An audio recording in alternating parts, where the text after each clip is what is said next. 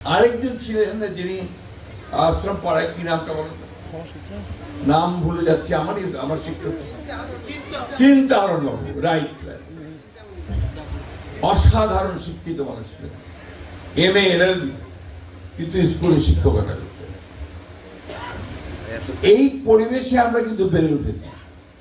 আমাদের বেড়ে ওঠার মধ্যে কখনো আলাদা করে ভাবিনি যে আমি মুসলমান, ওই জন্য আমি হিন্দুদের বাড়ি যেতে পারবো না, বা আমার বন্ধু মৃণাল কান্তি রায় সে আমার বাসায় আসতে পারবে না, কখনো চিন্তাও করিনি।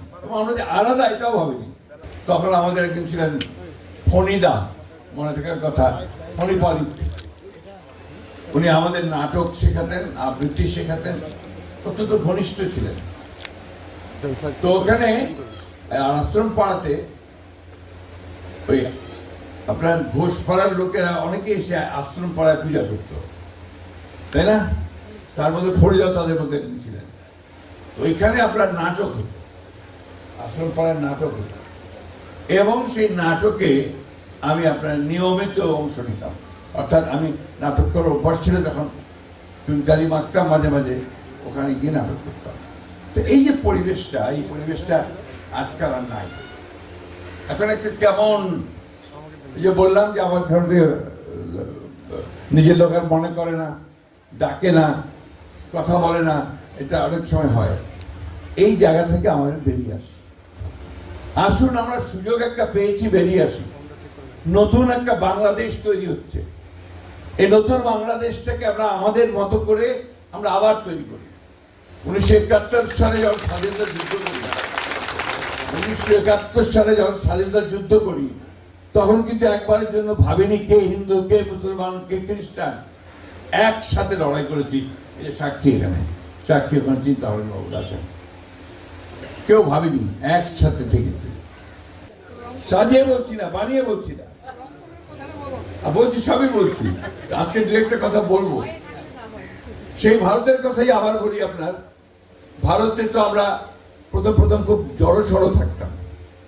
তারপরে স্থানীয় ইসলামপুর, দিনাজপুরের তাদের এই সমস্ত মানুষদের, রাজনৈতিক নেতাদের, তাদের যে উষ্ণতা, তাদের যে আতিথেয়তা, তাদের যে আন্তরিকতা, সব দেখে কিন্তু আমরা সব ঘুরে এক হয়ে গিয়েছিলাম। তো ওইখানে আপনার আমরা অনেক সময় ঝামেলায় পড়েছি। কেউ হয়তো আমাদেরকে একটু বাঁকা কথা বলেছেন, অনেকে হয়তো বলেছেন আপনারা তো মুসলমান, তো ভারতে আসছেন কেন? তো সাথে সাথে বড়ুদা হয়তো সেটা উত্তর দিয়ে দিয়েছেন যে আমরা হিন্দু মুসলমান ভাগ করি না, আমরা স্বাধীনতার যুদ্ধ করছি। আমি একটু বাড়িয়ে বলছি, সত্য ঘটনা বলছি আপনাদেরকে। বহু আমরা মাঝে মাঝে ঝামেলায় পড়েছি। যেমন ঝামেলা হয়েছে, এটা আবার ভারতীয় বন্ধুরা কেউ কিন্তু অত ঝামেলা করতো না, আমাদেরই বাংলাদেশের কিছু কিছু বন্ধু ঝামেলা করতো। কারণ আমি ফ্র্যাঙ্কলি বলি, আমরা আওয়ামী লীগ করতাম না। আমরা তখন মৌলানা ভাসানীর ন্যাশনাল আর্মি পার্টি করি, ছাত্র ইউনিয়নের। ফলে আওয়ামী লীগের অনেক লোকেরাই, সবাই না, কিছু লোক আমাদেরকে একটু খারাপ চোখে দেখতো বা আপনার ঝামেলা করার চেষ্টা করতো। এই ঝামেলা করার চেষ্টা করতে গিয়ে আপনার কাকে যেন বলেছে যে এরা তো আসলে জাসুস, জাসুস বলেন, গোয়েন্দা, এরা পাকিস্তানি জাসুস। এই সমস্ত ইনফরমেশন করে আমাদেরকে আমাকে এক রাত্রি ভোরবেলা পুলিশ, ইসলামপুরের পুলিশ আমাকে তুলে নিয়ে গেল। তো শিলিগুড়িতে বোধহয় সম্ভবত আমরা ওই যখন নিয়ে এসছে, হিয়ারিং হবে বেইলের ব্যাপারে, তো আমরা ওই কোর্টের চায়ের দোকানে বসে চা খাই। তো অন্যান্য উকিলরা যারা আছেন তারাকে বেশ কৌতূহল নিয়ে দেখে ওদেরকে জিজ্ঞেস করলো যে আপনারা তো জয় বাংলা থেকে এসছেন না? বললেন হ্যাঁ, আমরা তো জয় বাংলা থেকে এসছি। তো আপনার নাম কি? বলরাম ঘোষ। ওনার নাম কি? মির্জা আলমগীর। একজন তো হিন্দু, আপনারা একজন মুসলমান, কিন্তু একসাথে ঘুরে আপনারা এক মুসলমান ছেলের বেরিয়ের জন্য এবার কাজ করছেন। তো বলুদা বললেন যে আমরা এই যুদ্ধটা করছি হিন্দু, মুসলমান, বৌদ্ধ, খ্রিস্টান সব একসাথে স্বাধীন বাংলাদেশের। এই সম্পর্ক ছিল, এই সম্পর্ক আছে এখনো, বিশ্বাস করি। আমি এখনো ঠাকুরকে আসলে আমি অন্তত চেষ্টা করি বললাম বাসা একবার না একবার যাওয়ার জন্য নয়, অবশ্যই চেষ্টা করি। সেই অন্তরের টান, আমার হৃদয়ের টান, সেটা সবসময় আছে। আমি কখনোই আপনাদেরকে আলাদা করে দেখার চেষ্টাও করিনি, চিন্তাও করিনি। দুর্ভাগ্যজনকভাবে আমাদের রাজনীতি আমাদেরকে আলাদা করে দেয় মাঝে মাঝে। সেই রাজনীতি আমাদেরকে পরিহার করতে হবে। আমি আজকে বেশি কথা বলবো না, আপনাদের সাথে একটা কথা বলতে চাই। আস্থা রাখবেন, হ্যাভ ফেইথ অন আস। আমরা পারিবারিকভাবে আপনাদের সঙ্গে ছিলাম, আছি, থাকবো ভবিষ্যতে।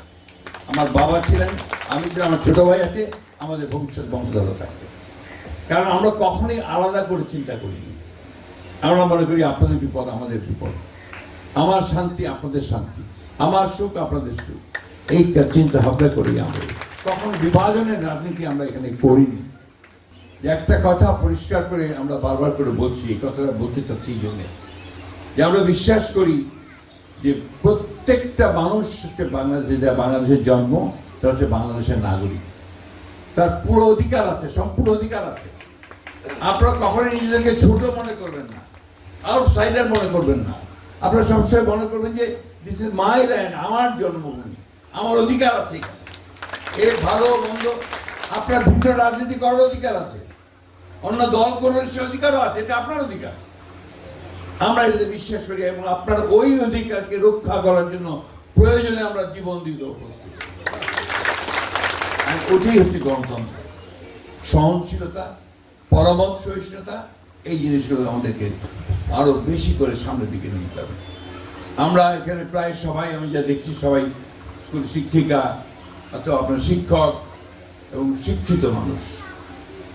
আসুন রবি ঠাকুরের একটা গানের কথাই মনে করি আপনাদের। আমার একটা বদনাম আছে আমার পার্টিতে, আমি যে প্রায় নাকি রবি ঠাকুরের কথা বলি। আসলে আমি মনে করি যে হি ইজ এ ফিলসফি, তার প্রতিটি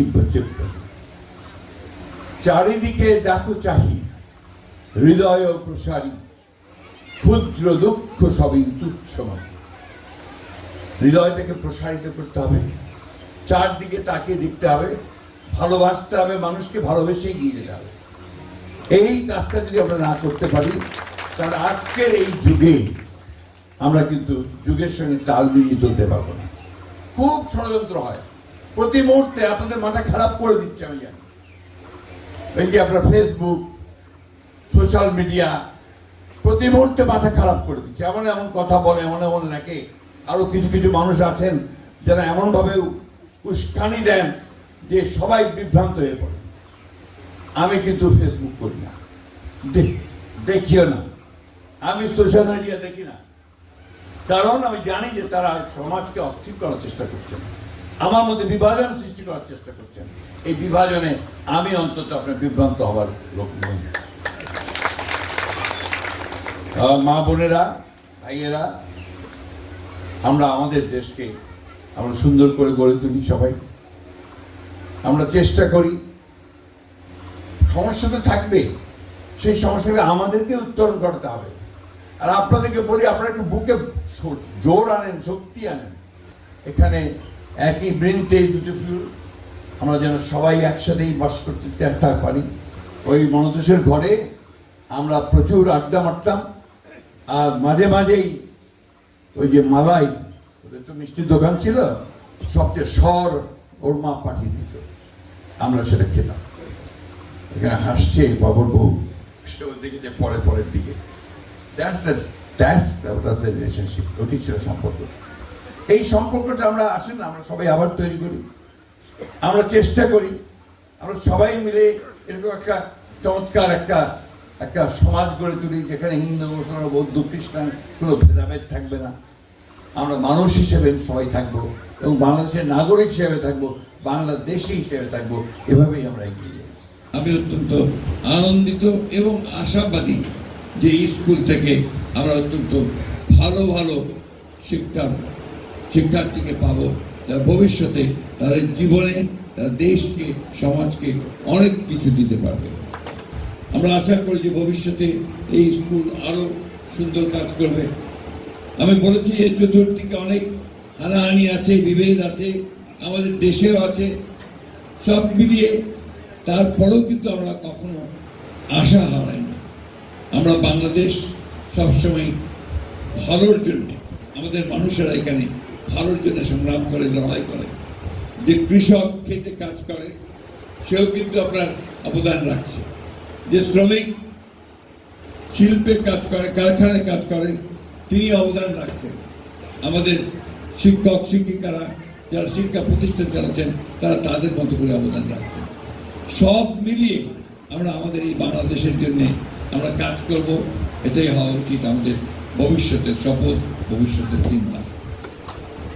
সমস্যা আছে, সমস্যা থাকবে, কিন্তু সেই সমস্যাকে দূর করেই আমাদেরকে সামনের দিকে এগিয়ে যেতে হবে। আমি রবি ঠাকুরের একটা কথা দিয়ে, তার কবিতার একটা অংশ দিয়ে আমি শেষ করবো, বেশি কথা বলতে চাই না। যদিও সন্ধ্যা আসিছে মন্দ মন্তরে, সব সঙ্গীতে গেছি ইঙ্গিতে তাবিয়া, তবু বিহঙ্গ ওরে বিহঙ্গ মোর, এখনই অন্ধ, বন্ধ করো না পাখা। আমরা পাখা বন্ধ করবো না, আমরা উঠতে থাকবো, তীরে গিয়ে যেন পৌঁছতে পারি, এইভাবে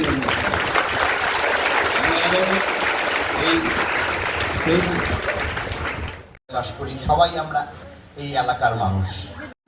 এই মন্দিরের পাশে সহপাঠী, এখানে অশোক বসে আছে, সেও আমার সহপাঠী। আমরা ছোট চিন্তা ভাবনা কোনো কালেই ছিল না। আমরা কখনো মনে হয় আমরা এখনো একসাথে আছি। গাছে অনেক ফুল ফুটত, এই ভালোবাসার বন্ধন, আমরা যেন সেই ভালোবাসার বন্ধনে এই প্রত্যাশা আর আজকের এই মন্দিরে।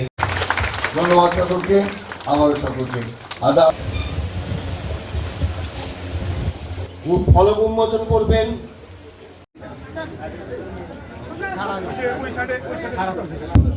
আপনারা এই সামনে আসেন, আপনারা সামনে আসেন। করতে হবে দেখে দাও।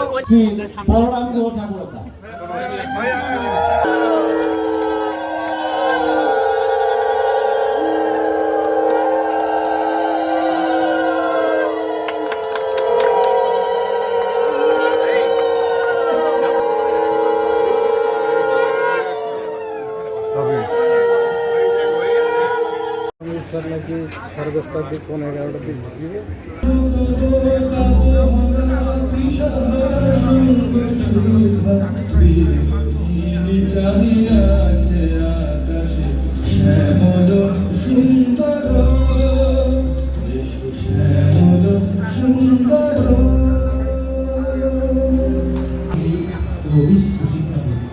তিনি বর্তমানে বাংলাদেশের জাতীয়তাবাদী দল। আজকে আমাদের